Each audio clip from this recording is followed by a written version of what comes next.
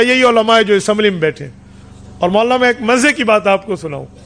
ہمارے نوجوان اکثر یہ جملہ کہتے ہیں اور وہ کہتے تو دین کے درد سے ہیں, لیکن ان کے سینے میں دین کا علم نہیں ہوتا اور وہ غلطی کر جاتے ہیں. وہ کیا ہے؟ وہ کہتے ہیں ہم عالم کی قدر کرتے ہیں لیکن سیاسی عالم کی قدر نہیں کرتے. وہ سمجھتے ہیں کہ سیاست کوئی فضول چیز ہے. جب مولوی بنتا ہے نا تو مولوی کے سر پہ پگڑی آتی ہے جسے کہتے ہیں دستار فضیلت. یہ مولوی صاحب نے پہنی ہوئی ہے تو میرے خیال میں خل مدارس سے ان کی فراغت ہے. دیکھیں نا وہاں کے مدارس والے اس طرح کی پگڑیاں پہناتے ہیں. تو یہ بخاری شریف پڑھنے کے بعد ان کے سر پہ پگڑی سجی ہے. جب تک عالم صحیح مسلم کی حدیث کی کتاب نہ پڑھے وہ عالم بنتا ہی نہیں ہے. صحیح مسلم میں حدیث پاک صحیح موجود ہے. حضرت ابو ہریرہ فرماتے ہیں اللہ کے رسول نے فرمایا کانت بنو اسرائیل تسوسهم الانبیاء کلما ہلک نبی خلفہ آخر وانہ لا نبی بعدی. لوگوں انبیاء کرام انبیاء بھی ہوتے اور سیاست دان بھی ہوتے تھے. جب ایک نبی فوت ہوتا دوسرا نبی بھی آتا اور سیاست دان بھی ہوتا. اور میں سب سے آخری نبی ہوں, میرے بعد نبی نہیں آئیں گے, میرے خلفاء ہوں گے. اور جامع ترمذی میں العلماء ورثۃ الانبیاء, علماء انبیاء کے وارث ہیں.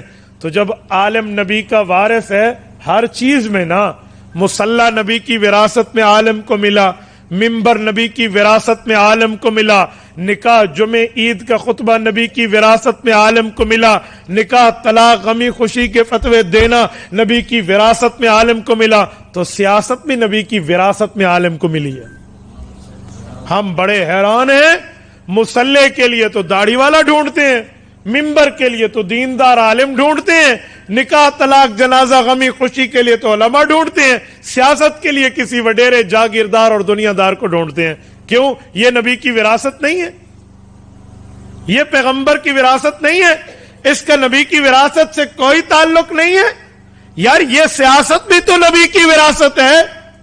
یہ میرے پاک پیغمبر نے فرمایا. ایک بندہ کہنے لگا آج کل سیاست فضول ہو گئی ہے. میں نے کہا اگر کوئی ایسے کہہ دے آج کل امامت فضول ہو گئی ہے تو کسی داڑھی منڈے کو امام بناؤ گے اپنی مسجد کا, خطیب رکھ لو گے؟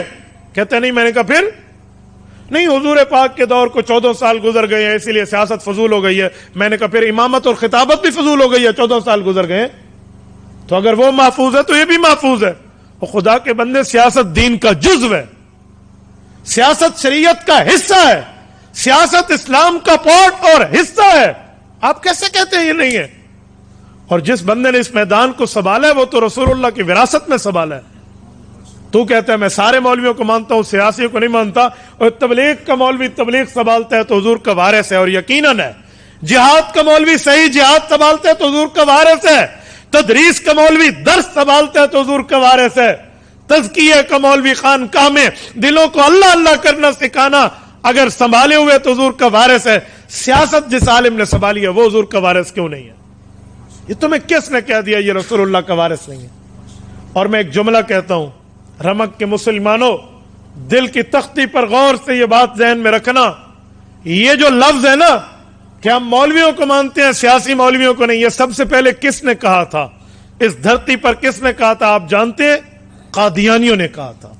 کیوں کہ جب قادیانیوں نے ملک میں ختم نبوت کا انکار کیا اور مرزے کو جھوٹا نبی مانا, جھوٹے کو نبی مانا, اور کلمے کی دعوت دے کر اعلان کیا کہ لا الہ الا اللہ محمد الرسول اللہ میں لفظ محمد سے مراد مرزا قادیانی ہے, نعوذ باللہ.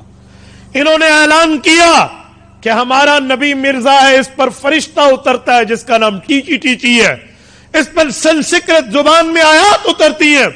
اور قادیانیوں نے اپنا مذہب بنایا اور حضور پاک کی ختم نبوت پر ڈاکہ ڈالنے کی کوششیں کی.